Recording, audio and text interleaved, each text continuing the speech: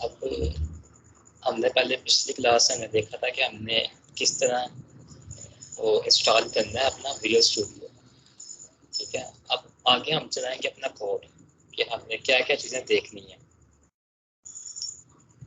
अब इसके अंदर हमारे पास 3 चीज़ें आती हैं वेब डेवलपमेंट के, किसी भी वेब डेवलपमेंट के कोर्स में। सबसे पहले हम अपना वो ओपन कर लेते हैं कोड एडिटर, ताकि हम आसानी से अपनी कोड को एडिट कर सकें और लिख सकें किसी भी कोड एडिटर में। अगर आपके पास कोई है तो वो ओपन कर लो। यहाँ पे विजुअल स्टूडियो ऑनलाइन मिल जाता है आपको, फ्री सॉफ्टवेयर, इसको डाउनलोड कर लो। विजुअल स्टूडियो का नहीं पता तो यहाँ पे जाओ गूगल के ऊपर, विजुअल स्टूडियो माइक्रोसॉफ्ट की तरफ से फ्री दिया गया सॉफ्टवेयर है, इसको इंस्टॉल कर लो। अगर आप मैक यूज़ करते हो तो मैकबुक पे कर लो डाउनलोड। अगर आप विंडोज़ यूज़ करते हो तो विंडोज़ के लिए भी ये फ्री है। यहाँ पे दिया गया ये वर्जन 1.67 विजुअल स्टूडियो का, इसको डाउनलोड कर लो यहाँ से। मेरे पास ये ऑलरेडी मौजूद है इसलिए मैं नहीं डाउनलोड करूँगा, लेकिन आपके पास अगर नहीं है तो आप इसको डाउनलोड कर लो।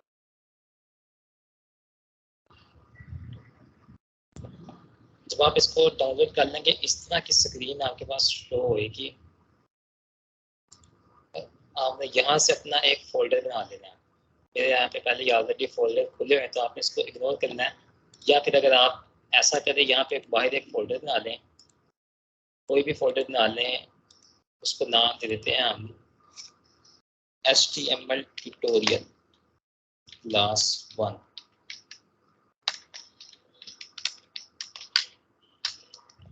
ठीक है, इसको हम अब ओपन करते हैं अपने कोड एडिटर के अंदर।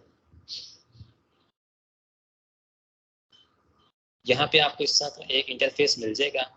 ठीक है, यहाँ से आपने देखना है कि ये आपका फोल्डर है HTML ट्यूटोरियल। ठीक है ना, इसको यहाँ ये न्यू फाइल इसके अंदर बनेगी, यहाँ से एक फोल्डर बनता है इसके अंदर।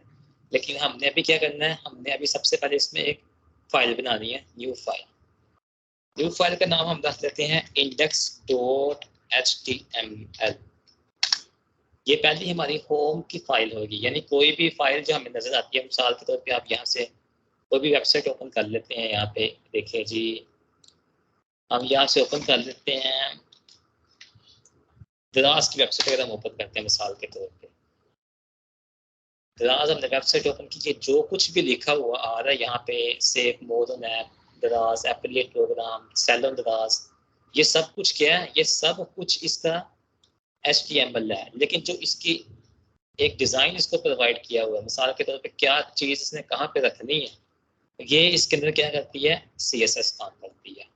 और किस चीज़ को हम क्लिक करें तो क्या होगा, किस चीज़ को हम करें तो क्या हमारे पास आएगा, कौन सी चीज़ हमें सर्च इंजन दे रही है, क्या चीज़ हमें क्या प्रोवाइड कर रही है, कहाँ से हम कोई भी बटन को क्लिक कर सकते हैं, किस चीज़ से हम ऑर्डर कर सकते हैं, किस चीज़ से हम अपने मनी जो है वो ट्रांसफ़र कर सकते हैं, वो सारी चीज़ें क्या है हमारे पास। मिसाल के तौर पर ये टैग है, यहाँ पे हमने कोई चीज़ भी सर्च करनी है, मिसाल के तौर पर ग्लासेस देखने अगर हम,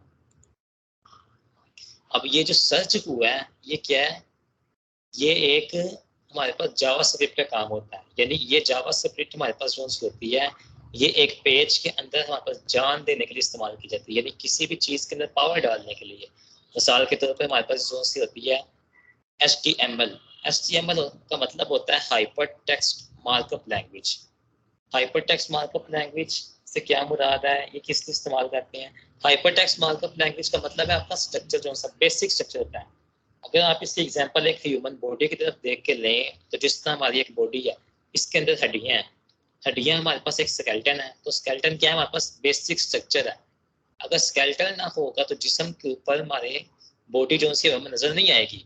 हमारे पास अगर मिसाल के तौर पर गोश्त है, खून है इसके अंदर, लेकिन इसके अंदर हड्डियां नहीं है, तो हमारे पास एक बॉडी हमारी डेड ही होगी। वहाँ अगर हम चादर के ऊपर या बेड के ऊपर लेटा हुआ कोई चीज से बॉडी लेटी हुई है तो वो लेटी ही रहेगी, अगर उसके अंदर हड्डियां नहीं है। हड्डियां बेसिक स्ट्रक्चर है हमारे पास। अगर बेसिक स्ट्रक्चर होगा तो हम आगे अपनी वेबसाइट को चला सकते हैं। उसके बाद हमारे पास आता है CSS। इसका मतलब होता है कास्केडिंग स्टाइल शीट। ये हमारे अंदर कोई भी खूबसूरती वेबसाइट के अंदर डालने के लिए पैदा की जा सकती है। मिसाल के तौर पर कोई वेबसाइट किस तरह की दिखे, किसी का कलर ग्रीन होना चाहिए, किसी का कलर ब्लू होना चाहिए। जिस तरह यहाँ पे वेबसाइट दी हुई है इन्होंने, यहाँ पे विजुअल स्टूडियो कलर यहाँ पे यहाँ पे पर्पल सा कलर है, ठीक है ना, लाइट पर्पल है, इसका कलर अगर हम चाहें कि ये ग्रीन हो जाए तो ग्रीन करना है हमने, किस तरह करना है, ये ब्लू है इसको हमने वाइट करना है, क्या करेंगे हम, ये सारी की सारी प्रॉपर्टीज हम पढ़ेंगे किसके अंदर, CSS के अंदर। और उसके बाद हमने ये तीनों चीजें देखने के बाद हम उसकी तरफ जाएंगे बैक एंड की तरफ। बैक एंड में आपको बाद में एक्सप्लेन करूंगा, पहले हमने देखना है फ्रंट एंड, फिर हमने देखना है बैक एंड, ठीक है ना। अब अपने ट्यूटोरियल को स्टार्ट करते हैं अपने HTML के। HTML के अंदर हम सबसे पहले देखेंगे जी एमिट एब्रीविएशन क्या होती है। एमिट एब्रीविएशंस, एमिट एब्रीविएशन हमारे पास होती है शॉर्टकट्स। हम अगर शिफ्ट 1 को दबाएं तो हमारे पास ये एक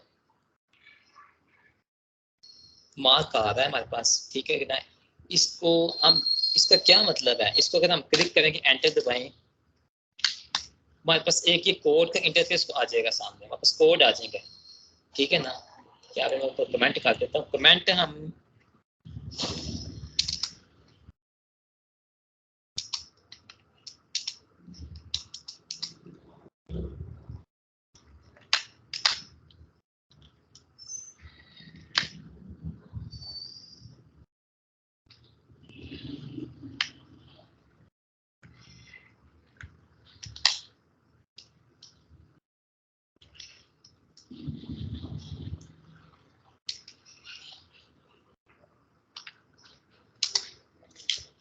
चलिए इसको स्टार्ट करते हैं। यह देखिए जरा, ये जो हमारे पास ये हमने सेमीकोलन अपना लगाया है, इसका क्या मतलब है। जैसे ही हमने इसको लगाया है ना, तो ये हमारे पास एक पूरा कोड खुल के सामने हमारे पास आ गया है हमारे पेज के ऊपर। हमें अब इतना ज़्यादा कोड खुद लिखने की ज़रूरत नहीं पेश आएगी। ये क्यों ज़रूरत नहीं पेश आएगी इसकी, इसलिए नहीं आएगी क्योंकि ये पहले ही से इसके अंदर एमिट एब्रीविएट हो चुका हुआ है। यहाँ पे अगर आप गूगल पे लिखें एमिट एब्रीविएशंस का क्या मतलब है, तो आपको नजर आएगा कि ऐसे हमारे पास प्लगइन्स होते हैं जो ऑटोमेटिकली ओपन हो जाते हैं। ये किसी भी कोड एडिटर के अंदर ये होता है।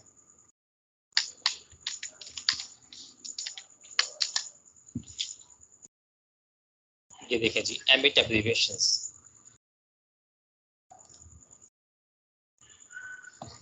आप देख सकते हैं abbreviations are the heart of the Emmet tool kit.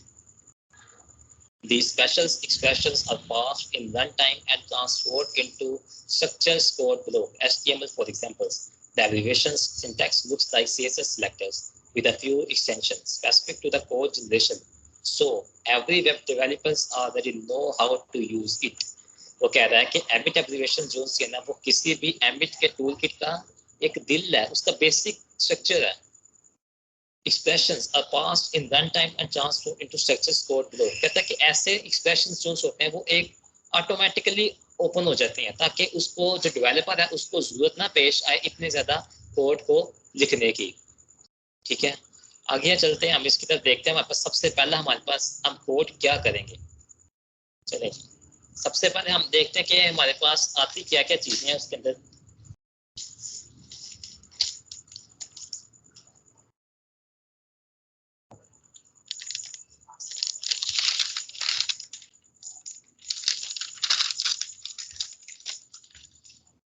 सबसे पहले हम देखेंगे हेडिंग टैग्स।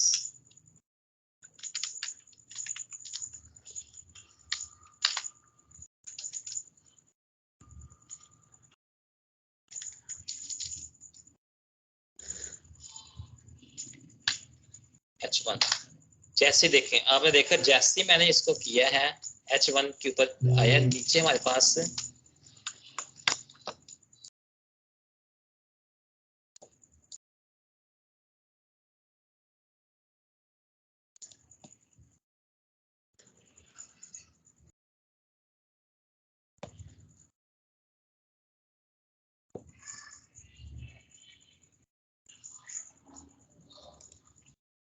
जैसे हमने यहाँ पे लिखा H1, हमारे पास क्या हुआ, हमारे पास एकदम ही नीचे हमारे पास एमिट एब्रीविएशंस का ऑप्शन आ गया, ठीक है ना। अब यहाँ पे हम एंटर दबा देंगे तो ऑटोमेटिकली अपना ये जो हमारा है एक एट्रीब्यूट ये ओपन भी हो गया, ये क्लोज भी हो गया, इसका ओपन टैग भी ओपन हो गया, क्लोजिंग टैग भी ओपन हो गया, ठीक है। इसके अंदर हम लिख देते हैं कि this is my first heading,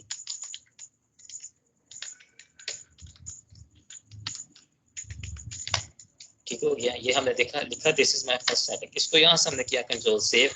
अगर हम इसको लाइव देखना है अपने सर्वर के ऊपर, हमारे जो हम यूज करते हैं सर्वर के हमारे पास ये किस तरह नजर आएगा। जी बेटा आप क्या पूछ रहे हो? अस्सलाम सर। वालेकुम सलाम। सर ये जो आपने हेडिंग टैग लिखा है, सबसे पहले आपने H1 लिखा था कैपिटल लेटर्स में, तो इसका कोई जी इशू नहीं है अगर कोई स्मॉल में लिखे या कैपिटल में लिखे तो? किस हेडिंग टैग की बात कर रहे हो आप, ये वाली सर ये जो H1 की? आपने जी पहले आपने H1 कैपिटल लेटर्स में लिखा था। नहीं इसमें कोई मसला नहीं है, H1 आप कैपिटल लेटर ठीक में है। भी लिख लो, लेकिन ये है कि ऑटोमेटिकली आपका H1 अगर आप लिखोगे ना H1, मिसाल के तौर पे इसको रेज कर लेते हैं, हम जी दोबारा सर। लिख लेते हैं। आप वैसे ही इसके ऊपर कुछ लिखोगे ना H1 की तरह, तो वो ऑटोमेटिकली आपको सजेस्ट कर देगा कि आपने H1 हेडिंग टैग यूज करना है, तो आप उसको क्लिक कर दोगे, वो शो कर देगा आपको कि ये हेडिंग टैग है, इसके अंदर आप लेकिन अपनी सर हेडिंग लिख देना। समटाइम हाँ होता है कि हम वो जो नोटपैड यूज करें तो उसमें तो हमें ये नहीं मिलती, फैसिलिटीज नहीं मिलती, तो अगर हम जी, H1 कैपिटल लेटर में लिखने भी लें तो कोई इशू वगैरह तो नहीं ना होगा? नहीं कोई ऐसा खास इशू नहीं होगा।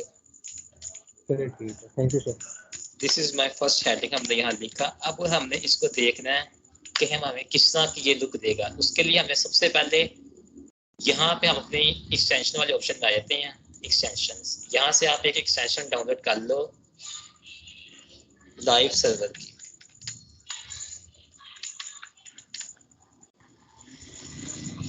ठीक है, लाइव सर्वर की एक्सटेंशन है ये, ठीक है ना, मैंने ऑलरेडी इंस्टॉल की हुई है। आप इसको अगर आपने इंस्टॉल नहीं की तो यहाँ पे इंस्टॉल का ऑप्शन है, उसको इंस्टॉल करो। ठीक है, जैसे इंस्टॉल करोगे यहाँ पे इनेबल का ऑप्शन आ जाएगा, उसको इनेबल कर देना। ठीक हो गया, जल्द इसको इंस्टॉल कर लें।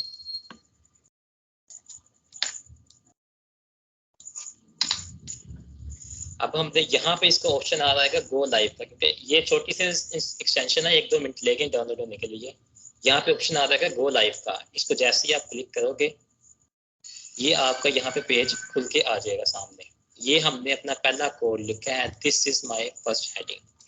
ठीक हो गया, ये यहाँ पे शो हो गया। अब आपने देखा H1 की हेडिंग में देखिए कि ये हमारे पास लेटर कितना कैपिटल है। इसको मैं थोड़ा जूम आउट करके जूम इन करके आपको बताता हूँ, चेक करें आप। ये this is my first heading, ठीक है। अगर हम इसको दोबारा लिखें H2 के अंदर, हेडिंग की हमारे पास 4 किस्में होती हैं, H1 H2 H3, 6 किस्में होती हैं, H1 H2 H3 H4 H5 H6। अगर हम अपनी सेकंड हेडिंग लिखें H2, this is my second heading, ये देखो, ठीक है, हमने इसको कंट्रोल सेव किया है, ये ऑटोमेटिकली अपना जो लाइव सर्वर है वहां पे ये लिखा आ जाएगा। अगर हम अपना वो लाइव सर्वर यूज ना कर रहे हो तो उसमें हमारे पास दिक्कत ये पेश होती है कि हम अपना कोड लिख लेते हैं लेकिन हमें बार बार रिफ्रेश करने की जरूरत पड़ती है। लेकिन लाइव सर्वर हमारे पास एक ऐसी एक्सटेंशन है जिसके अंदर हमें अपना कोड को बार बार रिफ्रेश करने की जरूरत नहीं पड़ती। एक बार इसको कंट्रोल सेव किया, वहां से जाके हमने डॉक्यूमेंट ओपन किया और ये ऑटोमेटिकली विदाउट रिफ्रेशिंग हमारे पास ये शो करने लग पड़ेगा कि हमने ये अपना कोड लिखा है। पहली हेडिंग और दूसरी हेडिंग में फर्क देख रहे हैं आप कि पहली हेडिंग कैपिटल लेटर जो है उसके हमारे पास वो काफी बड़े हैं, दूसरे में छोटे हैं। लेकिन अगर हम इसके अंदर तीसरी हेडिंग लिखें H3,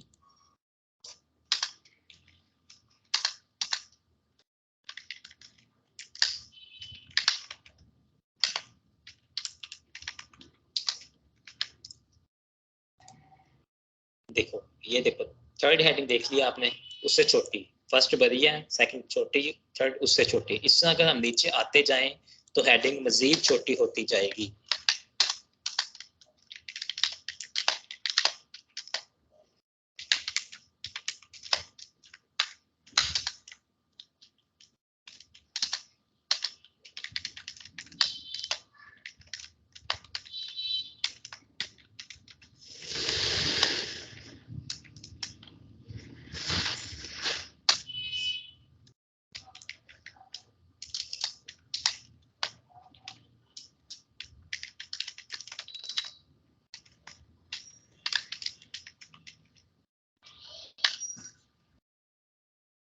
यहाँ देखें आप, ये सारी की सारी हेडिंग्स हमारे पास शो हो रही हैं। ठीक है,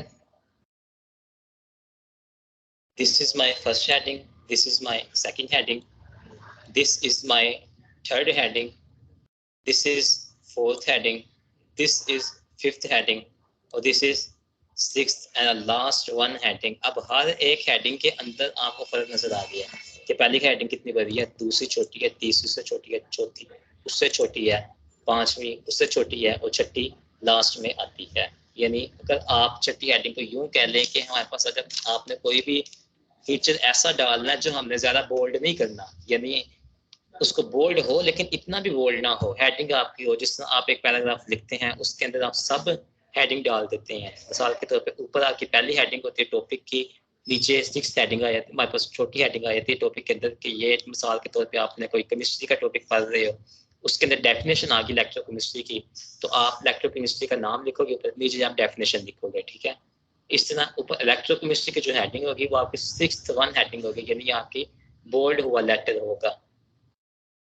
आगे चलते हैं अपने कोड को लेके। उसके बाद हमारे पास आता है सबसे, उसके बाद हमारे पास आता है जी कमेंट।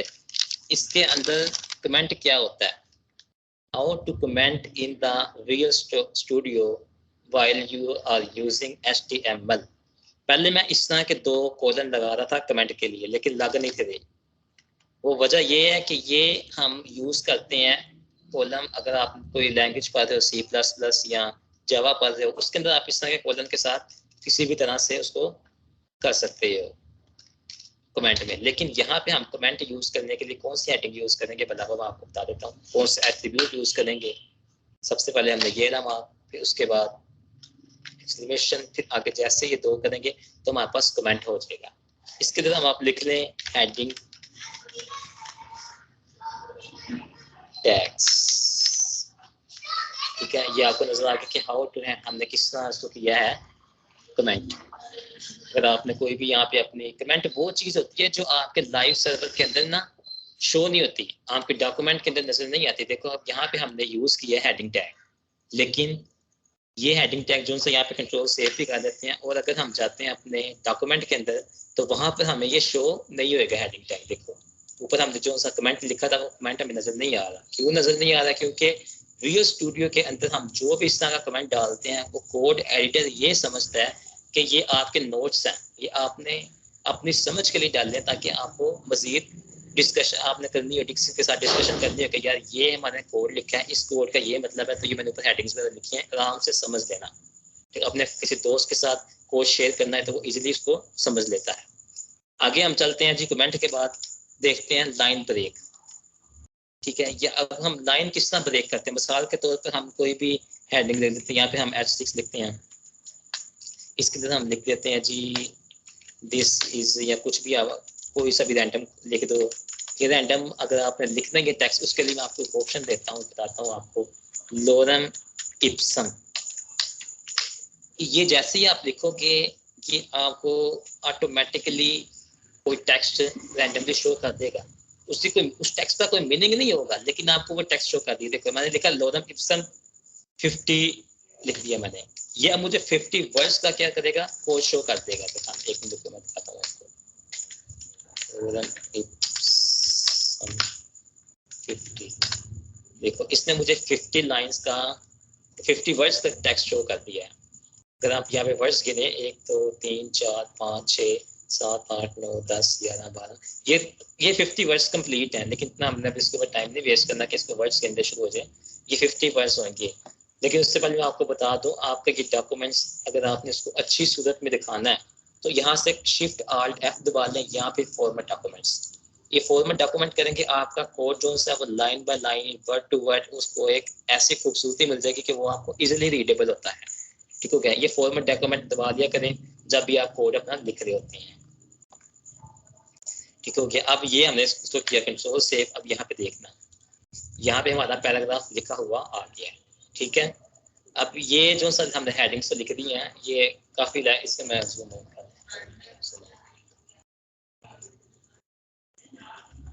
ये देख रहे हो आप यहाँ पे लिखे हुए हमारे पास आ गई है। अगर हमने इसके अंदर डालना लाइन ब्रेक, अगर हमने इसको लाइन ब्रेक करके मतलब इसके अंदर लाइन का एक ब्रेक दे देना, मिसाल के तौर पे आप कहते हो कि यार एक लाइन छोड़ के लिख दो या 2 लाइनें छोड़ के लिख दो, उसके लिए हम कौन सा टैग यूज करेंगे, उसके लिए हम यूज करेंगे BR टैग। यहाँ पे मैं आपको लिख के बताता हूँ, BR, देखा BR लिखा, यहाँ पे लाइन का ब्रेक आ जाएगा। ये देख रहे हो आप, यहाँ पे लाइन रुकी है, नीचे चली गई, अगली लाइन में आ गई। अगर इसको मैं एक और यहाँ पे बी आर लगाता हूँ, बी आर टैग का यूज कर देता हूँ, ये देखो एक और यहाँ पे लफ्ज आया, फिर नीचे लाइन ब्रेक आ गई। अब आपको कि ये तो मैंने वैसे ही एक लाइन नीचे कर दिया है तो ये हो गया। मिसाल के तौर पर अगर हम इसको रेस कर लेते हैं, यहाँ से इसको भी रेस कर देते हैं, तो अब आपको कि वैसे अगर हम ऐसे देखें तो ऐसे भी लाइन का ब्रेक आना चाहिए, क्योंकि यहाँ पे भी हमने लाइन छोड़ी है और यहाँ पे भी लाइन छोड़ देते हैं, ब्रेक आना चाहिए। और ये वैसे ही एक लफ्ज एक लाइन में है, तो यहाँ पे देखो ऐसा कुछ भी नहीं होने वाला, वो लाइन वैसे ही लिखी जाएगी जैसे वो पहले लिखी गई थी। ठीक है, लाइन ब्रेक डालने के लिए हमें यानी अपना BR कोड का इस्तेमाल करना पड़ता है। ठीक है, जैसे हम BR कोड का यूज करेंगे तो लाइन में ऑटोमेटिकली ब्रेक आ जाएगा। ठीक हो गया। इसके बाद हमारे पास एक टैग होता है HR यानी हॉरिजॉन्टल लाइन। मैं आपको बताता हूँ, यहाँ पे हम लगाते हैं हॉरिजॉन्टल लाइन। इससे क्या होगा, हमारे पास एक हॉरिजॉन्टल लाइन खींची जाएगी। देख रहे हो आप ये लाइन, आपको जूम इन करके दिखा देता हूँ। ये लाइन एक हॉरिजॉन्टल लाइन खींची गई है, किसकी वजह से, HR टैग यूज करने की वजह से।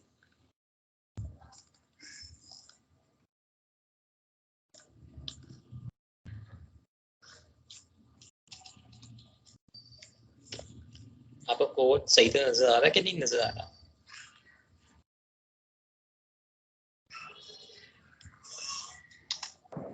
सही आ रहा है सर। आ रहा है नजर कि नहीं आ रहा? आ तो रहा है सर। ठीक हो गया। देखो जैसे ही हम अपने HR टैग का यूज किया है तो यहाँ पे क्या हुआ पीछे, फिर भी मैंने उसको थोड़ा जूम इन कर दिया ताकि अच्छा से नजर आए। ठीक हो गया। जैसे हमने HR टैग का यूज किया है तो हमारे यहाँ पे क्या आ गया, लाइन ब्रेक आ गई है। ठीक हो गया। अब आगे चलते हैं अगले टैग की तरफ। अगर आपने यहाँ पे अब कोई और लिखना है, मिसाल के तौर पे यहाँ आप चाहते हो एक और लाइन ब्रेक आ जाए, ठीक हो गया, तो इसके अंदर आप एक और HR टैग का यूज कर दो। HR टैग, एक मिनट, HR टैग, ठीक हो गया। अब देखोगे एक और लाइन ब्रेक आ जाएगी। देखा, दो लाइंस ब्रेक आ गई हैं। ठीक है, ये लाइन ब्रेक भी हो गई है और साथ में एक हॉरिजॉन्टल लाइन भी खींची गई है। ये इसका फायदा होता है हमारे पास HR टैग को यूज करने का। BR टैग को यूज करने से सिर्फ और सिर्फ हमारे पास लाइन ब्रेक होती है, यानी वो वर्ड तक खत्म हो गया, अगली लाइन शुरू हो जाती है। लेकिन HR टैग के यूज करने से क्या होता है, हमारे पास जितने भी वो होते हैं अपने लाइन ब्रेक भी होती है, साथ में हॉरिजॉन्टल लाइन भी खींच जाती है। लेकिन इसके अलावा मैं आपको एक और बात बता दूं, जितनी बार भी आप हेडिंग टैग यूज करोगे, हर हेडिंग टैग के अंदर आपके पास एक अलग लाइन बनेगी। मिसाल के तौर पे यहाँ पे आप बनाते हो H5, इसके अंदर आप लिख देते हो this is my house well furnished.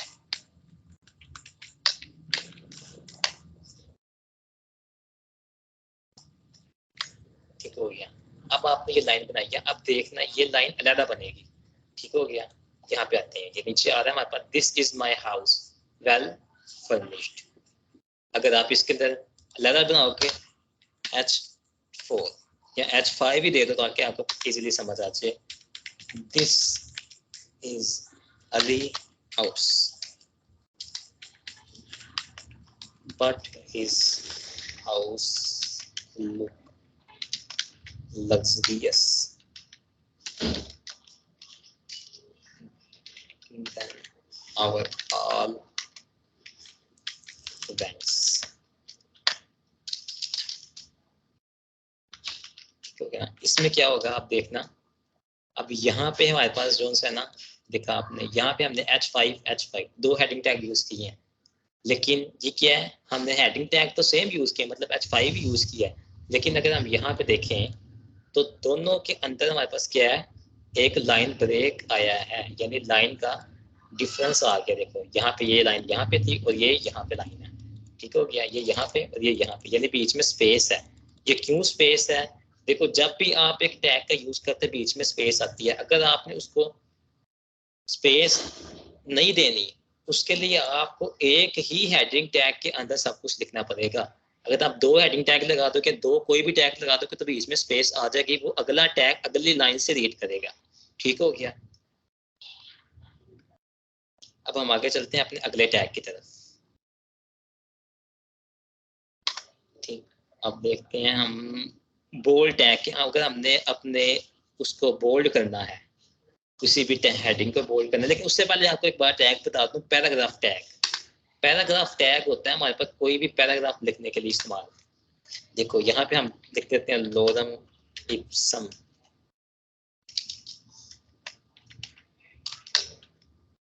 Twenty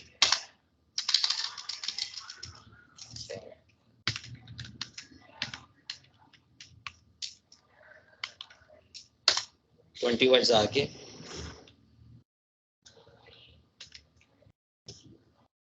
format document कर लिया करो ताकि डॉक्यूमेंट इजीली रीडेबल हो जाए। देखो लोरम इप्सम कलर्स से ये सारा हमारे पास आ गया, रैंडम आ गया हमारे पास टेक्स्ट। अब टेक्स्ट तो हमारे पास आ गया, ये देखो टेक्स्ट में आपको फर्क भी नजर आ जाएगा। मैंने इसको सेव नहीं किया, सेव। देखो यहाँ पे जो हमारा टेक्स्ट आया उसमें और ऊपर हेडिंग्स वाले टेक्स्ट में क्या फर्क था, हेडिंग वाले टेक्स्ट सब के सब बोल्ड थे, लेकिन ये जो टेक्स्ट है ये बोल्ड नहीं है, ये एक पैराग्राफ की सूरत में लिखा हुआ टेक्स्ट है जो हम आम पैराग्राफ में यूज करते हैं। ठीक हो गया। अब हम चलते हैं अगले टैग की तरफ। यहाँ पे अब हम देख लेते हैं हमारे पास बोल्ड टैग कौन कौन सा होता है। यानी अगर हमने एक वर्ड को बोल्ड करना है, हम उसके अंदर एक पैराग्राफ हमने लिखा है, 100 वर्ड्स का पैराग्राफ लिखा है अगर हमने,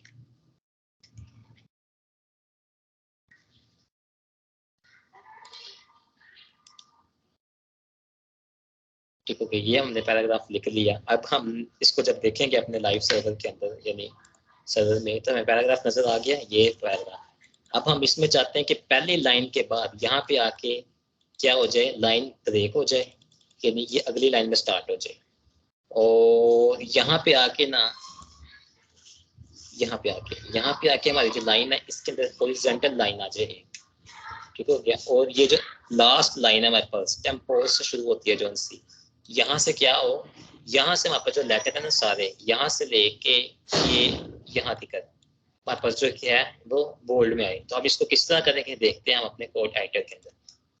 यहाँ पे हम शुरू हुए, यहाँ पे हमने क्या किया, सबसे पहले क्या डाल दिया, ब्रेक, लाइन ब्रेक।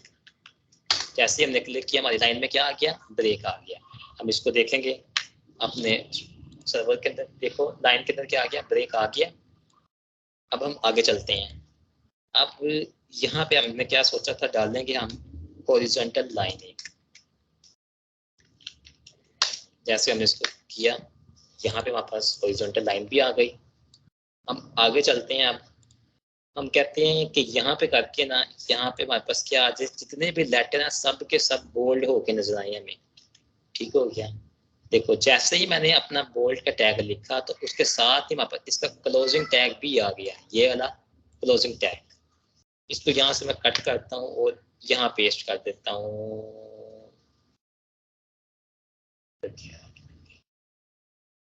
यहाँ पे पेस्ट कर देता हूँ। जैसे पेस्ट करूंगा इसको, अब मैं लाइव सर्वर में देखता हूँ तो ये लेटर सारे के सारे क्या हो गए हैं, बोल्ड हो गए हैं। ठीक है। ये ऊपर हमारे पास पैराग्राफ टैग यहाँ से शुरू हुआ था हमारा, ये लाइन ब्रेक हुआ, यहाँ पे शुरू हो गया, यहाँ से शुरू हुआ, यहाँ से लाइन ब्रेक भी हो गया, हॉरिजॉन्टल लाइन भी आ गई। ठीक हो गया ना। उसके बाद यहाँ से शुरू हुआ, यहाँ तक गया, आगे हमारे पास क्या आया, सारे का सारा टेक्स्ट जो है वो बोल्ड में आ गया। फिर उसके आगे शुरू करेंगे तो टेक्स्ट वो ही पैराग्राफ वाला टेक्स्ट आया जो हमारे पास पहले शो हो रहा था।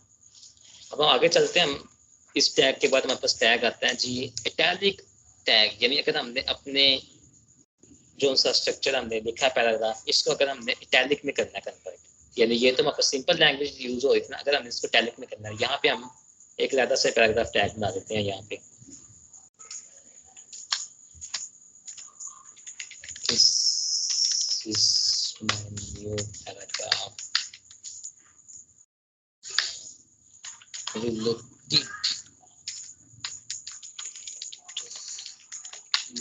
to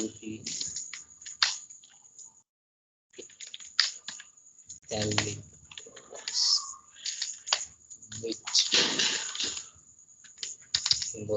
which we are going to use to our program.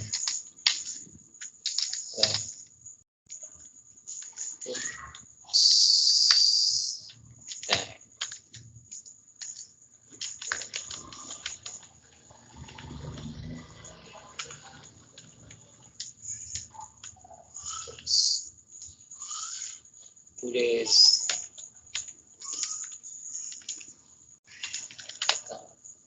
first HTML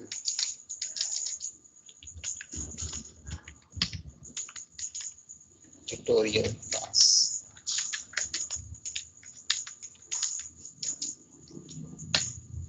Hope for the better future.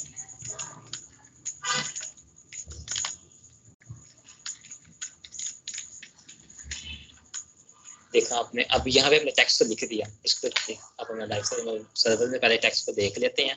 ये मेरे पास टेक्स्ट शो हो रहा है, this is my new paragraph related to the italic words which we are going to use for our full stack web development course today, the first HTML tutorial class, hope for the better future। अब हम चाहते हैं कि जो हमारी पहली line है ना, ये वाली, this is the new paragraph related to the italic words, ये वैसे के वैसे शो होए जो हमारे पास फुल स्टैक वेब डेवलपमेंट वाला कोर्स का लफ्ज़ है जो है, ये हमारे पास क्या हो जाए, बोल्ड हो जाए, और today is the first HTML class tutorial, ये वैसे का वैसे शो है, hope for the better future. इसके यहाँ पे आज लाइन ब्रेक, और ये जो लाइन है इसमें क्या हो, ये इटैलिक में हो जाए, यानी जैसे आपके कोट वगैरह डालते हैं तो वो इटैलिक में शो हो तो आपको अच्छा लगता है कि यार इटैलिक में नजर आ रहा है हमें, ठीक हो गया ना, तो जैसे खूबसूरती बढ़ जाती है कोट की, या किसी भी सफ़े की खूबसूरती को बढ़ाने के लिए हम क्या करते हैं, इटैलिक यूज़ कर लेते हैं, थोड़ा ज्वाइन राइटिंग में लिख लेते हैं कि यार ज़्यादा प्यारा लगे, थोड़ा सा कोई भी चीज़, कोई भी पैराग्राफ लिखे वो प्यारा लगे। तो उसके लिए हम क्या करेंगे, दिस इज जहाँ पे हम यूज़ कर देंगे जी italic words which are going to use for our full stack. यहाँ पे हमने इसको क्या करना है, बोल्ड करना है। यहाँ पे क्या यूज़ करेंगे, बी टैग किया, बोल्ड हो गया, तो कट किया यहाँ से, full stack web development course, यहाँ पे क्या किया हमने, इसको पेश किया ताकि इतने लफ्ज़ हमारे क्या हो जाए। अगर देखो, अगर आपने ये टैग यूज़ ना किया ब्रैकेट क्लोज वाला, यानी क्लोजिंग टैग यूज़ ना किया, तो आपका वो टैग भी नहीं चलेगा जो आपने यूज़ किया हुआ। मिसाल के तौर पे यहाँ मैं आपको बता दूँ, आपने पैराग्राफ तो एक स्टार्ट कर दिया, अब इसमें लिखा दिस इज दिस, ठीक हो गया, यहाँ पे लिखा आपने हेडिंग H2 हो जाए, ठीक हो गया। कि देखो यहाँ पे इसको क्लोज कर दो जी, ये आपने लगाए नहीं है, ऐसे लिखा तो क्या बनेगा, यहाँ पे देख लेते हैं, देखा दिस इज दिस, ये तो आ गया, नीचे भी सारा उसने क्या कर दिया, सारा ही उसने क्या कर दिया, हेडिंग में कन्वर्ट कर दिया, क्योंकि हेडिंग टैग क्लोज ही नहीं हमने किया। अगर हम हेडिंग टैग क्लोज ना किए करेंगे तो बाकी सारा टैक्स भी जो है वो सारे का सारा भी किस में नजर आएगा, मैं बोल्ड ही नजर आएगा, तो वो टैक्स हमें जो हम चाहते हैं टैक्स हो जाए वो नहीं नजर आएगा, वो दिखाएगा जो हम नहीं चाहते, और जो हमने पिछले टैग में यूज किया वही अगले टैग में दिखा देगा अगर हमने उसको क्लोज ना किया। इसलिए बेहतर यही होता है कि टैग को क्लोज भी कर लिया जाए। ये यहाँ पे हम यूज करेंगे जी H2 का, हमने यहाँ पे H2 लगाया था। अब देखें, अब इसको देखें फर्क क्या है, दिस इज दिस तो हो गया, लेकिन ये क्या है, अपना टैग वैसे चल रहा है हमारा पैराग्राफ टैग। अब यहाँ पे देखो, आपने this is my new paragraph, और उसने फुल स्टैक वेब डेवलपमेंट वाला जो लफ्ज़ है उसको क्या कर दिया, बोल्ड कर दिया, यानी हमने इसको बोल्ड यूज किया तो किया उसने। आगे हमने देखा था today's the first tutorial class, यहाँ पे हमारी क्या आ जाए, हॉरिजॉन्टल लाइन या बियर हम लगा लेते हैं, बियर टैग आ जाएगी, जैसे बियर टैग किया, बियर टैग लाइन ब्रेक हो जाएगी। और ये जो सा टैग है ये क्या हमें शो करे, इटैलिक वर्ड्स, हम यहाँ पे इटैलिक टैग का यूज करेंगे आई, और ये टैग क्लोज, जैसे यहाँ पे ये देखो आप, hope for the better future. अगर आप चाहते हो कि ये जो सी लाइन है hope for the better future के दरमियान में आ जाए, हेडिंग के ऊपर यहाँ पे हो, वो सब का सब हम डिस्कस करेंगे, लेकिन वो कहाँ पे डिस्कस करेंगे, वो हम CSS की क्लासेस में डिस्कस करेंगे। हमें 3 क्लासेस लेनी है अपनी HTML की, उसके बाद हम CSS की तरफ जाएंगे। आज और कल से HTML की बेसिक क्लास होगी जिसके अंदर हम उसका सारा का सारा बेसिक स्ट्रक्चर देखेंगे। HTML होती क्या है, उसके कौन कौन से टैग्स होते हैं। और जो हमारी तीसरी क्लास होगी ना, उसके अंदर हमने एक प्रोजेक्ट बनाना है, एक वेबसाइट हम बनाएंगे छोटी सी जो कि अच्छी गुड लुकिंग हो, और हम उसको सारा का सारा क्या करेंगे, अपना HTML के थ्रू ही बनाएंगे। उसके अंदर हम CSS का थोड़ा बहुत इस्तेमाल करेंगे, माइनर से इस्तेमाल करेंगे एक दो चीज़ों के लिए, लेकिन बाकी सब का सब वो हम जो इस्तेमाल करेंगे वो सारा का सारा किस में करेंगे, HTML के अंदर। HTML के थ्रू अपनी वेबसाइट डिजाइन करेंगे, एक वेबसाइट का स्ट्रक्चर, बेसिक स्ट्रक्चर खड़ा कर देंगे। ये भी देखो, ये भी आपकी वेबसाइट ही है, लेकिन ये क्या है, गुड लुकिंग नहीं है, अगली सी वेबसाइट बन गई आपकी। ठीक है ना। अब देखो, जब आपने इसको मिसाल के तौर पे आपने अपना गूगल क्रोम ओपन किया, ये आपको एक वेबसाइट इस तरह की मिलेगी। अक्सर आपको ऐसी वेबसाइट मिलते हैं जिनके ऊपर हमारे पास ये टेक्स्ट शो नहीं हो रहा होता है, वो खराब सी हो गई होती है वेबसाइट। उनको आप देखोगे वो इस तरह की आपको नजर आ रही है, उनके टैग्स वगैरह हिल गई होती हैं। असल में वो उनकी डोमेन का फर्क आ गया, तो उन्होंने कईयों ने पैसे नहीं दिए होते डोमेन होस्टिंग वाली कंपनीज को, जिसकी वजह से उनकी वेबसाइट जो होती है वो इस तरह की डिस्टर्ब हो जाती है, एक्सपायर हो जाती है।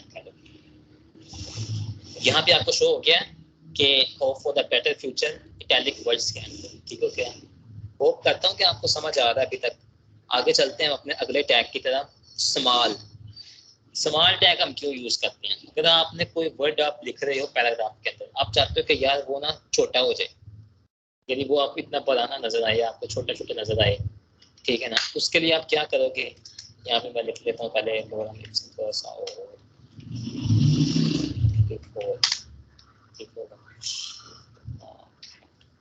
यहाँ देखो लिख दिया मैंने। अब मैं चाहता हूँ कि यार ये जो लफ्ज है ना, ये वाला लफ्ज, ये जो हमें शो हो, लेकिन ना छोटा शो हो, यानी आम लफ्जों से ज्यादा छोटा शो हो। ये देखो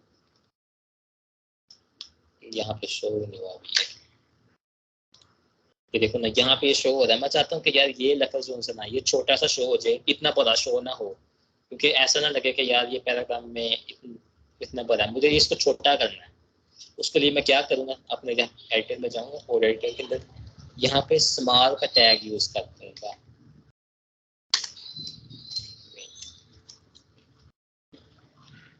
स्मॉल, तो जैसे मैंने स्मॉल टैग यूज किया, उसने अपना टैग ओपन भी कर लिया, टैग क्लोज भी कर लिया। इसके अंदर हमने कौन सा लफ्ज डालना था,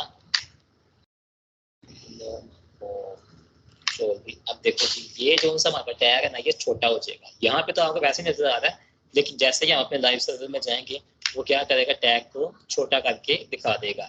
देखो मैंने ओपन किया अपना लाइव सर्वर, ये वहाँ पे टैग है और ये क्या है, छोटा हो गया है।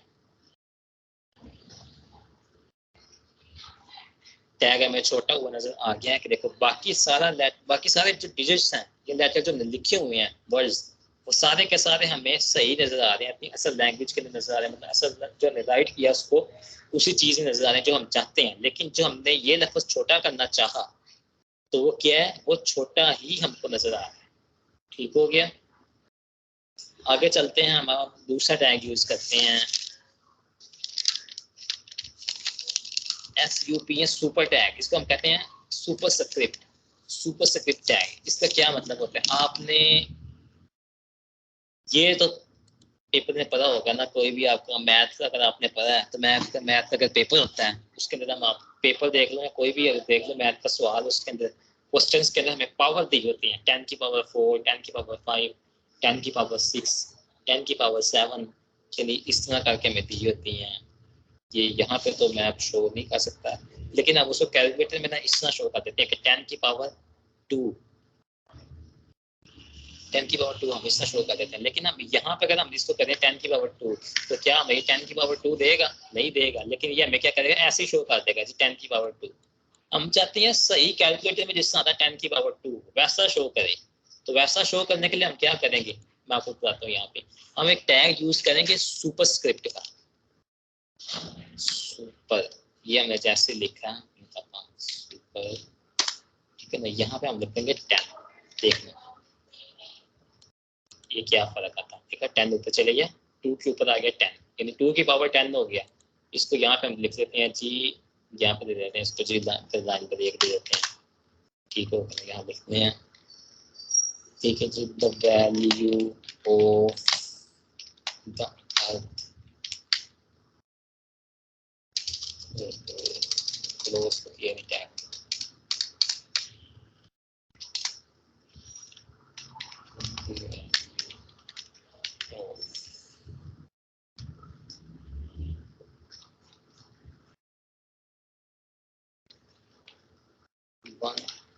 kg mass is equal to random लिखना है, ये ना समझना कि मैं कुछ लिख रहा हूँ, वैसे मैं लिख रहा हूँ बताने के लिए, आपको समझाने के लिए। 10 की पावर इज इक्वल टू 10 की पावर कितनी हमने कहा है, 10 की पावर हम कह देते हैं जी 15 है, नहीं 10 की पावर 3 कर दो, क्योंकि 1 किलो इज इक्वल टू वापस क्या आता है 10 की पावर 3 होता है, ठीक है ना। जैसे हम इसको करेंगे जी, यहाँ पे देखना अपने हमारे पास आइटम में क्या फर्क आएगा जी, यहाँ पे सर्वर के अंदर 10 की पावर 3 हमें शो हो गई है, 10 उसकी पावर 3, ठीक हो गया। अब हम अगले टैग की तरफ चलते हैं, हमारे पास जो आता है जी सबस्क्रिप्ट टैग, यानी ये तो होगा सुपर स्क्रिप्ट। अगर आपने मैथ के सवालों में देखा इन लोगैरिथम लेते हैं लोग वगैरह, ठीक है ना। यहाँ पे मैं आपको गूगल में दिखा देता हूँ कि लोग होते हैं कि अगर आपने किसी ने नहीं पढ़े तो फिर भी लोग, लोगैरिथम क्वेश्चन ये देख रहे हो आप, लोग बी नीचे आ गया, बी की power x is equal to x, ये एक हमारे पास सवाल दिया हुआ लोग बी, उसके ऊपर बी की पावर एक्स है, ठीक है। यहाँ पे अगर देखो जी और 3 इज इक्वल टू लोग 2 उसकी पावर उसके ऊपर 8 आ गया, ठीक है ना। यहाँ लिखा 2 की पावर 3। अगर इस तरह का आपने कोई सवाल लिखना है मैथमेटिकल फॉर्म के अंदर जी, आप चाहते हो कि हमारे उसमें डॉक्यूमेंट के अंदर आ जाए, हम किस तरह लिखेंगे, यहाँ से अगर हम इसको कॉपी कर ले, यहाँ कॉपी तो हमने कर ली, इसको देखो मिसाल के तौर पर याद दिया है, कॉपी करके अगर हम आइटल में लिखते हैं कि यार शो कर देगा, तो ये वैसे शो नहीं करेगा। देखना यहाँ पे अगर हम लिख देते हैं जी कंट्रोल वी किया, कॉपी किया, तो यहाँ पे हमने खोला इसको अपना डॉक्यूमेंट खोला, तो वैसे शो कर रहा है, बिल्कुल भी नहीं कर रहा है। शो करने के लिए हम क्या करेंगे कि हमें क्या ऐसा हो जाए कि वहाँ पर ये शो उस तरीके से हो जिससे हम चाहते हैं, उसके लिए हम क्या करेंगे, यहाँ पर हम लिख देते हैं जी लोग बी, और नीचे हम चाहते हैं कि यहाँ पे एक्स आ जाए, उसके लिए हम टैग यूज करेंगे जी सबस्क्रिप्ट। सबस्क्रिप्ट का एक टैग है जिसके थ्रू क्या होता है जी नीचे आ जाता है, नीचे के हमने क्या डालना है, हमें डालना है जी लोग पी की नीचे आ जाते हैं 45 आज, ठीक हो गया ना। फिर हम चाहते हैं कि इसके ऊपर आ जाए जी 45 के ऊपर आ जाए ब्रैकेट्स, फिर ब्रैकेट्स में हम डालना चाहते हैं जी बी सी ए, उसकी पावर हो जाए हमारे पास जी 15 हो जाए उसकी पावर, 15 पावर किस तरह करेंगे, उसके लिए हम टैग यूज करते हैं, मैंने आपको पहले बताया जी सुपर स्क्रिप्ट का टैग, सुपर स्क्रिप्ट का टैग यूज किया, अंदर में डाल दिया जी 15, ये हमारे पास क्या हो जाएगा जी, एक क्वेश्चन बन जाएगा जी मैथ का। अगर आपने नहीं मैथ करी तो चलो आज आपको मैथ ही थोड़ी सी करा देते हैं।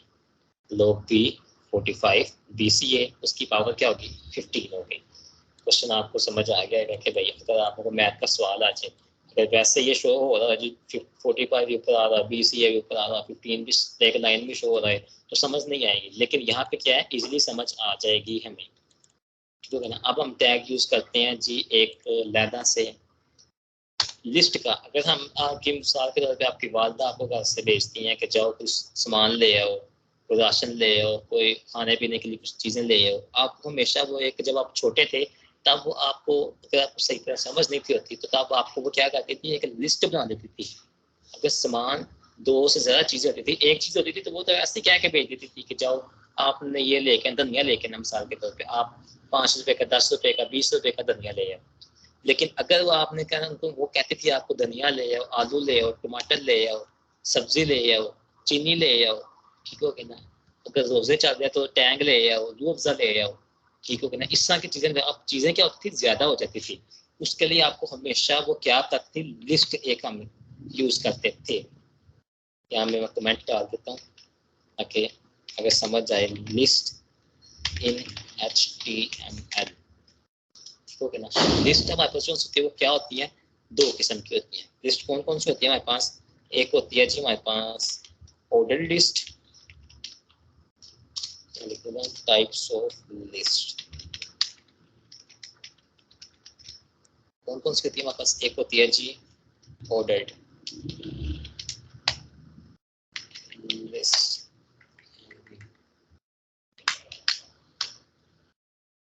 दूसरी कौन सी होती है जी? एक तो होगी ऑर्डर्ड लिस्ट, दूसरी होती है अनऑर्डर्ड लिस्ट।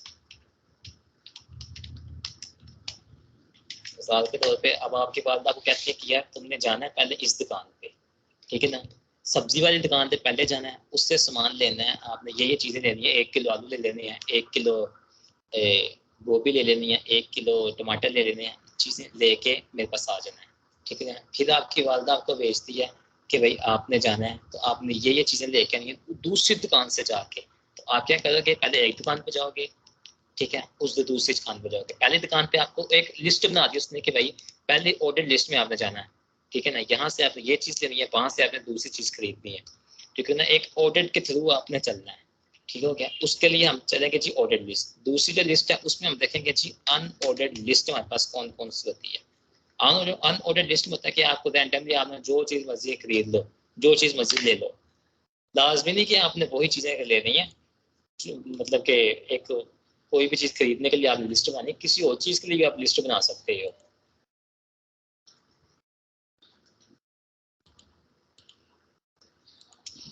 ठीक हो गया। अब आपने सबसे पहले यूज़ किया जी, हमारे पास लिस्ट आ गई। अब लिस्ट के लिए हमें सबसे पहले देखना है जी लिस्ट का टैग। LI टैग हम यूज़ करते हैं लिस्ट के लिए, लेकिन अगर हम सबसे पहले देखें जी हमें कौन सी लिस्ट बनानी है, ऑर्डर लिस्ट। ऑर्डर लिस्ट के लिए हम यूज़ करेंगे OL टैग का। OL टैग के लिए हमें लिखना है अपना ऑर्डर सारा जो भी लिखना है। लिस्ट का टैग यूज़ किया एक, इसके लिए हम बता देंगे जी हमारे पास ये चीज़ हमें यूज़ करेंगे, this is first item to take, या खाली लिख देते हैं जी फर्स्ट आइटम।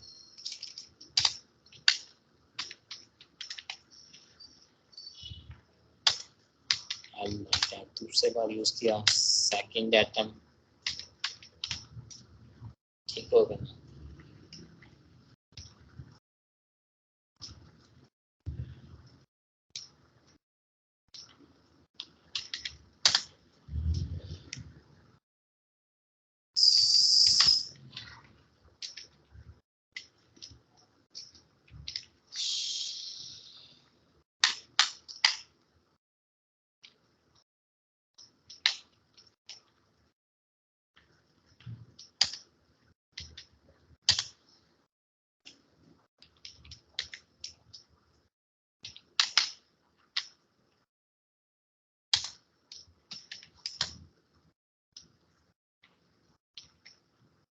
ये वापस होगी जी ऑर्डर लिस्ट। अगर हम इसी तरह बिल्कुल बनाएं अनऑर्डर्ड लिस्ट यूएल टैग का यूज कर, इसके लिए हम क्या करेंगे, यही चीज़ हम डालते हैं बीच में। देखना अब आपको फर्क खुद ब खुद नजर आ जाएगा ऑर्डर लिस्ट का और अनऑर्डर्ड लिस्ट का। ठीक हो गया। देखो जी यहाँ पे सेव किया, यहाँ भी आया हमारे सर्वर के अंदर। यहाँ देखो जी ऑर्डर लिस्ट के अंदर वो क्या शो कर रहा है, first second third fourth fifth. और यहाँ पे क्या है, first item second item third item fourth item fifth item. लेकिन यहाँ पे क्या है, वो दो दो शो कर रहा है जी, एक बुलेट शो कर रहा है कि ये पहली आइटम है, ये दूसरी आइटम, ये तीसरी आइटम, ये चौथी, ये पांचवी। बुलेट्स के अंदर उसने हमें शो की है आइटम्स हमारी। ठीक हो गया। ये यहाँ तक हो गई हमारी लिस्ट कंप्लीट। अगर अब हम ऐसा भी कर सकते हैं कि लिस्ट के अंदर ही एक लिस्ट बनाते हैं। मिसाल के तौर पे ये 30 दूसरी जो सी आइटम है ना, वो आपने जी लेके आनी है। कौन कौन सी, मिसाल के तौर पे आपकी मालदा ने क्या क्या, आपने दूसरी वाली जो चीज़ है ना उसको 3 बार लेके आना है। हम यहाँ पे लिख देते हैं जी, ऑर्डर कर देते हैं जी दूसरी दुकान पे हम रुके, उससे हमने कौन कौन सी चीज़ लेनी है, यहाँ पे हम डाल देते हैं GOL का। लिस्ट के अंदर भी लिस्ट बन सकती है, यानी दूसरी दुकान ऊपर लिख देता हूँ मैं दुकान, सामान कौन सा लेना है दूसरी दुकान से, यानी आपसे जी कोलगेट पेस्ट।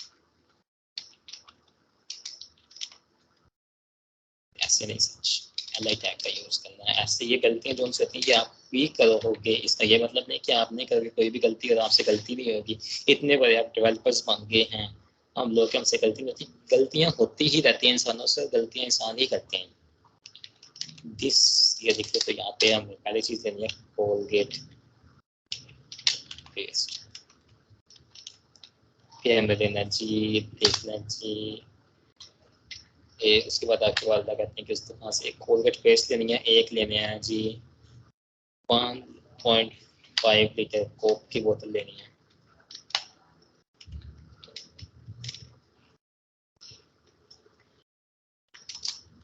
और उसके बाद आप ले रहे हैं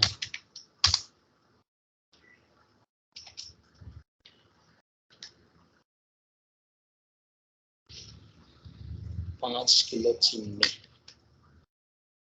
शुगर लेनी है। ये चीजें आपने खरीदनी है, आपकी वालदा ने क्या, आप देखो क्या दूसरी दुकान, ये चीजें आपने खरीदनी है, आपको पता चल जाएगा यार इस दुकान, पहली दुकान से ये चीज लेनी है, दूसरी से ये लेनी है, उसके अंदर लिस्ट के अंदर एक लिस्ट बन जाए, इसको हम ये भी हम HTML के अंदर अपना डिजाइन कर सकते हैं। आगे अगर हम चलते हैं, उसके बाद अगला हम देखते हैं अपना टैग। एक और टैग आज के लिए हम करेंगे, उसके बाद हम अपने लेक्चर को क्लोज करते हैं, ताकि कुछ लोग इजीली उसको जो वीडियो का स्टार्टिंग है उनको इजीली समझ सकें वो कि किस तरह हमने आगे लेके चलना है। हम पढ़ते हैं जी एंकर टैग का। What is anchor tag? हमारे पास एंकर टैग क्या होता है, कहाँ पे इसका यूज हम करते हैं। एंकर टैग हमारे पास होता है जी किसी भी किस्म की हमने कोई वेबसाइट है ना उसको लिंक करना है, यानी कोई वेबसाइट को अगर हमने ओपन करना है तो हम एंकर टैग्स का यूज करेंगे। मिसाल के तौर पर जिस तरह आप एक वेबसाइट देखते हो, ये आपने एक वेबसाइट देखी विजुअल स्टूडियो की, ये माइक्रोसॉफ्ट की वेबसाइट थी, यहाँ पे आपने क्लिक किया, क्या हुआ, अगले पेज पे ले गया आपको, यहाँ पे क्लिक किया इस पेज पे आ गए, यहाँ पे क्लिक किया इस पेज के ऊपर आ गए, ठीक है ना। इस तरह के ये होते हैं वापस हाइपर लिंक, यानी इनको एंकर टैग भी होते हैं। हाइपर लिंक होता है ये, यानी एक लिंक से दूसरे लिंक की तरफ चल जाए। यहाँ पे अगर आप गूगल पे सर्च करो what is hyper link, Google करते रहते हो ताकि आपको इजीली समझ आ जाए व्हाट इज हाइपर लिंक। ये भी बताएगा आपको। In computing a hyperlink or simply a link is a reference to data that the users can follow by clicking or tapping. A hyperlink points to a whole document is to a specific element within a document. Hypertext is a text with a hyperlinks. The text that is linked form is called the anchor text. यानी anchor tag, जिस tag के through उसको link करते हैं हम, उस tag को हम कहते हैं जी anchor tag। बाकी जो हमारे पास यूज होते हैं उसके अंदर हमारे पास एक, अगर आप चलते जाए आगे तो एट्रीब्यूट, वो एंकर टैग के अलावा हमारे पास क्या यूज होता है कि एक इमेज टैग होता है, वीडियो टैग्स होते हैं, यानी एक चीज को लिंक कर देते हैं ना वो दूसरे के साथ। चलो हम इसको डिस्कस करते हैं अपने एंकर टैग को। सबसे पहले हम अपना बनाते हैं जी एंकर टैग ए। ये हमारा टैग बन गया, तो दोबारा कर देते हैं आपको, यही करता हूँ ए टैग। अब देखो जी ए टैग एच तक, ठीक हो क्या ना। ये एच तक जो है ना ये इंपॉर्टेंट एट्रीब्यूट है जो आपके यूआरएल को सर्च करता है, यानी यूआरएल आपका रीड करता है। ये ऊपर से दिया रहेगा, ये देखो जी, जैसे आपने क्लियर किया contains a URL or a URL fragments that the hyperlink points to, यानी ये आपके यूआरएल को क्या करेगा जी, पॉइंट कर देगा। ठीक हो गया, ये हमारा काम होता है एचरेफ का। और इसके अंदर आपने अपना लिखना है कोई भी यूआरएल। सबसे पहले हम लिख देते हैं, वो हम एक मिसाल के तौर पर गूगल खोल में, तो गूगल का हम करेंगे जी https कोलन, फिर हमने दो ये किए स्लैश डाले, आगे हम लिखते हैं www.google.com, सेव किया। यहाँ पे देखो हमें गूगल नहीं शो हो रहा है। क्यों नहीं शो हो रहा है? क्योंकि हमने यहाँ पे लिखा नहीं है, ये मैंने जानबूझ के नहीं लिखा। अगर हम यहाँ लिख देंगे go to the Google website in order to explore the world, जैसे हमने किया देखना आपको शो हो जाएगा। जो सेव किया ये नीचे आ गया, go to the Google website in order to explore the world. जैसे आप इसको क्लिक करोगे आपको वो गूगल की तरफ ले जाएगा कि भाई ये देखो जो, अब यहाँ सर्च जो मर्जी सर्च कर लो। एक रैंडम मैंने सर्च किया तो वो क्या खुल गया जी, शाजबोज लिमिटेड। क्या बात है भाई, चलते हैं पीछे देखो। लेकिन इसका मसला ये है कि हमने यहाँ पे क्लिक किया, ये हमारे उसी पेज में खुल गया। हम चाहते हैं कि यार हम क्लिक करें, जिस तरह यहाँ पे हम मिसाल के तौर पे क्लिक करते हैं कोई भी चीज़ तो वो हमें नेक्स्ट पेज की तरफ लेके जाता है। ये क्या चक्कर है, ये हमें हमारे पेज के ऊपर ही क्लिक कर रहा है। ऐसे तो ना, हम चाहते हैं कि भाई क्लिक करें तो ये अगले न्यू टैब के अंदर जाए खुले।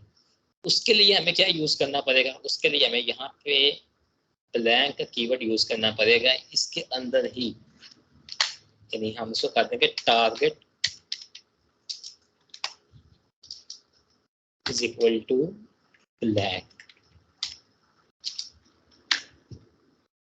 जैसे हमने target is equal to blank किया, अगर हम अब इसको क्लिक करें तो क्या होगा बता देखना। जैसे इसको मैंने क्लिक किया, ये मुझे अगले टैब पे ले जाएगा। मेरा टैब यही है, न्यू टैब के अंदर उसने गूगल खोल दिया। ठीक हो गया।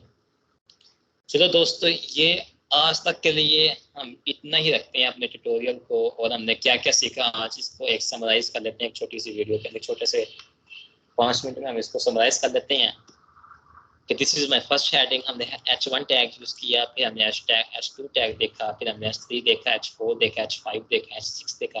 6 हेडिंग के हमने टैग देखे। उसके बाद हमने देखा जी लोरम इप्सम क्या चीज़ होती है, लोरम इप्सम को हम किस तरह करते हैं, किस तरह इसको चलाते हैं एक रैंडम टेक्स्ट डालने के लिए। फिर हमने देखा जी अपना बोल्ड का टैग हमने यूज़ किया कि अगर हमने कोई किसी भी वर्ड को हमने बोल्ड करना है तो हम किस तरह करेंगे बोल्ड उसको, यहाँ पे हमने बोल्ड टैग यूज़ किया। फिर हमने देखा कि पैराग्राफ टैग क्या होता है, हमने यहाँ पे पैराग्राफ लिखे। फिर हमने यहाँ पे देखा जी लाइन ब्रेक क्या चीज़ होती है, हम एक लाइन में किस तरह ब्रेक कर सकते हैं। हमने लाइन ब्रेक भी सीखी, यहाँ पे लाइन को ब्रेक करना सीखा। उसके बाद हमने हॉरिजॉन्टल लाइन डालनी सीखी कि हॉरिजॉन्टल लाइन हम किस तरह डाल सकते हैं।